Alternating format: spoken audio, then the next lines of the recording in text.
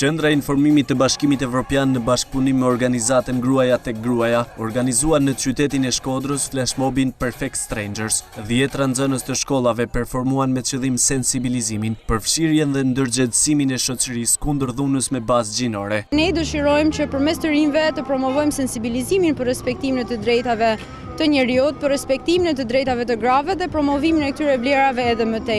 Të rinjt erdhën vetë vullnetarisht për të bërë pjesë e këtij flashmobi në mënyrë që ata të jepin një mesazh për qytetin ku ne jetojmë. Të gjithë së bashku mund të sjellim një ndryshim dhe mund të kontribuojmë në respektimin e të drejtave të grave dhe të luftojmë dhunën ndaj tyre në rast se respektojmë së pari të drejtat e njerëzit. Ky aktivitet është pjesë e fushatës 16 ditore kundër dhunës ndaj grave dhe pro barazisë gjinore.